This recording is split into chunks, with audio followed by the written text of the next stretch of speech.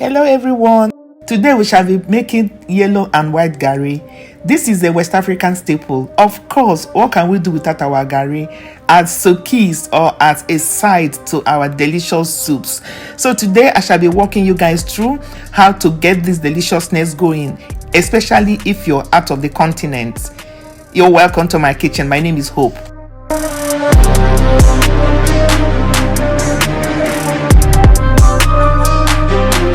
Fresh cassava. It could be frozen, it could also be unfrozen, and you cut it up in chunks like this so that it will be easy for your food processor or your blender to pulverize it very smoothly. You need very smooth blend. That way, when you are using your gari, it won't feel as though you have tiny stones inside it. Processing is key. Cover the chopped cassava with water and blend till you achieved a very smooth paste.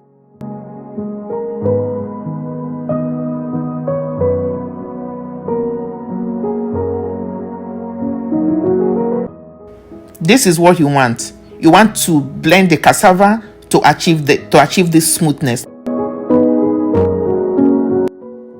Blending achieved, you need a smooth cheesecloth or an empty white unused pillowcase that has a very good texture to it that will let the water drain.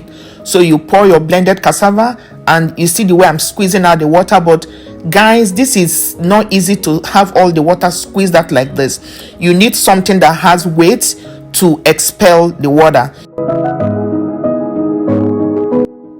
So gently roll up your bag like so and tuck it under the bag so that it will not unravel. And then place a plastic like you see me do and add the weight of your choice. I prefer using my dumbbell. It works like magic for me. 15 minutes later, guys, do what you see me do now and pour off the water that has collected. Making gari is a labor of love, and it's what you do for yourself, especially when you don't have access to clean, good, homemade gari like we have in West Africa, right? If you're in the diaspora, I know what it feels like when you need real good gari. The bowl you're seeing, guys, is to ensure that the cassava bag is resting on an elevated surface so that the bag will not reabsorb the expelled water. The expelled cassava water will give you lovely starch if you allow it to rest for an hour or more. Roll back the bag and repeat what you see me do, and you have more water to collect. Friends, here is pure unfermented cassava starch, which you could use as is. I like putting my back into the bag to be part of my gari.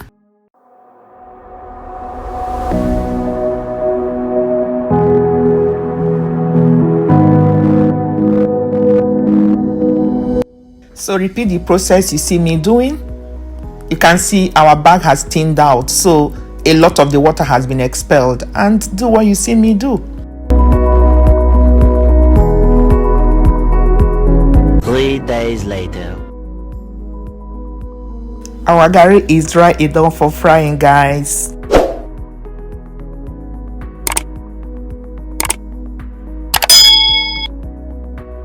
You can see the dryness we achieved. This is so easy, like I said. You could leave your cassava in the bag for a longer period if you want the gari to be more soured. You can watch my authentic Ijebu gari video for this. The link to that authentic soured Ijebu gari video is added in the description box below.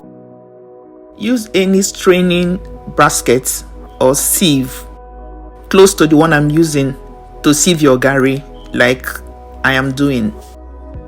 I want to thank all my returning subscribers. You guys are awesome. Thank you so much. If you're new to my channel, please subscribe and remember to turn on your notification bell. That way you'll be notified whenever I upload a fresh video. It will be good to have you in the family.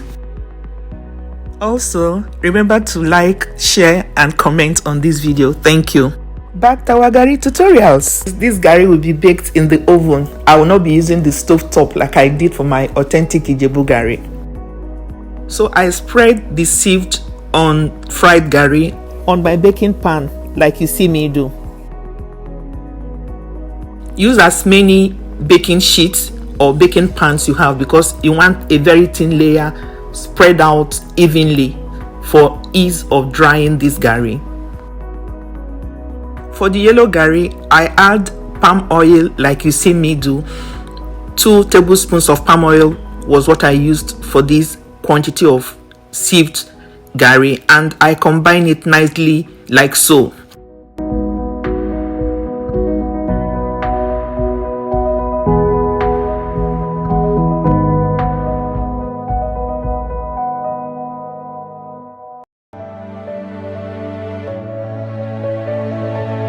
So the gari is ready for the oven.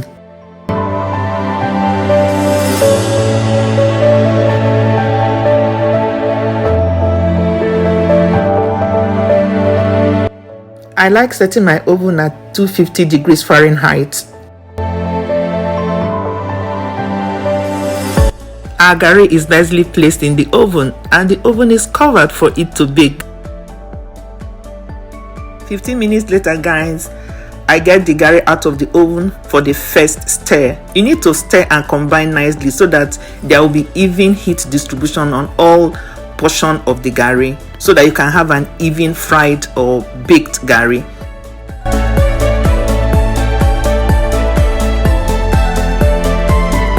Based on my experience, guys, the oil prevents this gari from clumping together.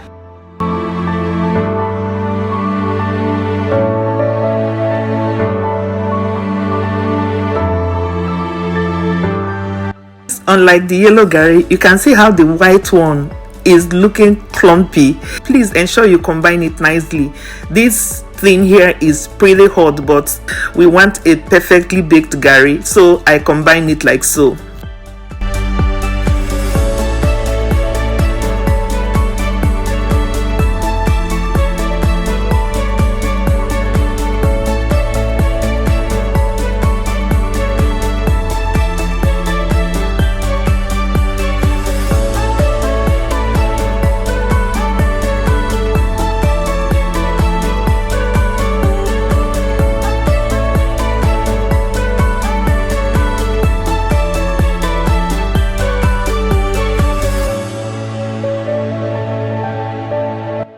Fifteen minutes later, I bring for a second stir. You need to stir this thing, guys, so that it will cook evenly.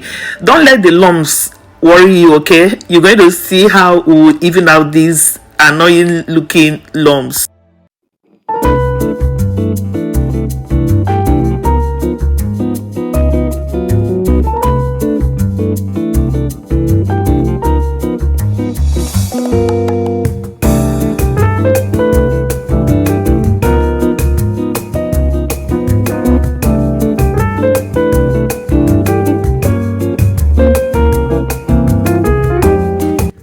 One hour, 15 minutes later, our gari is dried. Remember that the drying time may differ. This is determined by the heat setting of your oven.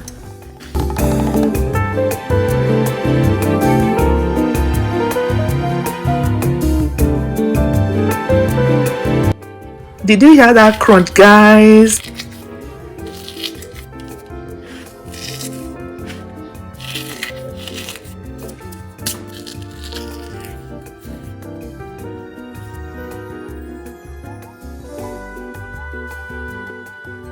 The yellow gari is not quite ready, I guess because of the oil, so I'll place it back in the oven.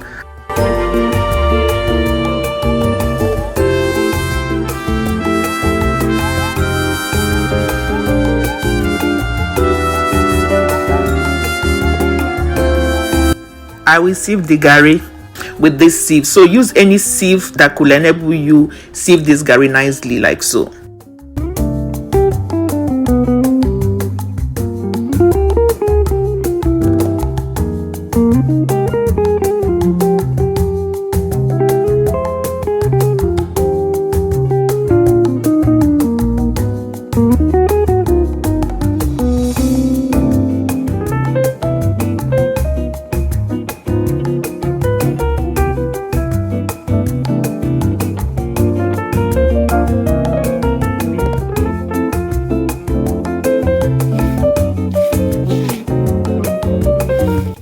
I love that crunchy sound, guys.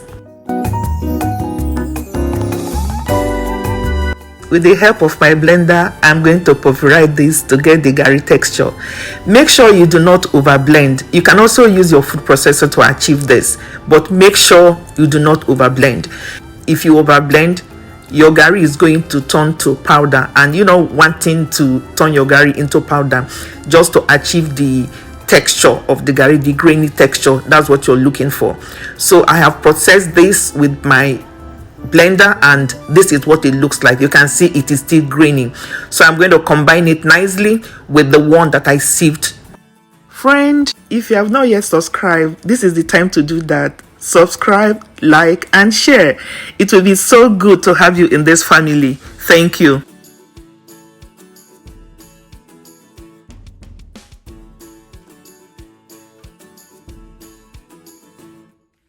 Here is it, friends.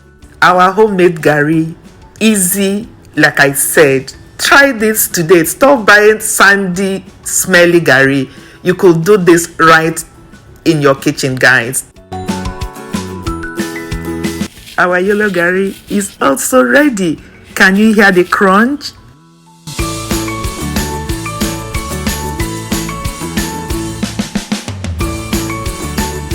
Gari, especially the sour type, make a very interesting and delicious afternoon snacks, guys, especially when you're really hot.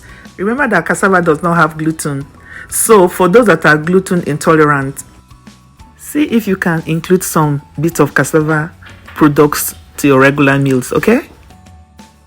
One good thing also going for gari is that it is one of those meals that is not highly factory overprocessed. Gari is homemade. At least you know from the beginning to the end, there is no add-on, there is no preservative, there is no chemical added to it. Most of the time, most of us from Africa, we undermine this for overprocessed cereals. This is a meal. I'm not saying you don't take cereals. Of course, I do too. But I'm just saying that don't overlook gari. It is an interesting and delicious meal. You could have it with most proteins, right?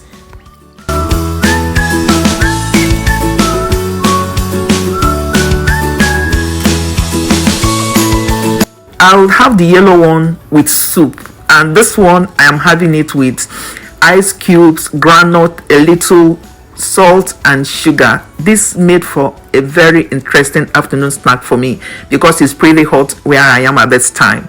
Thank you for watching. I appreciate you. Remember to subscribe, like, share. Let me have your comment if you try my gari making tutorials, okay? God bless you. See you in my next video. Bye.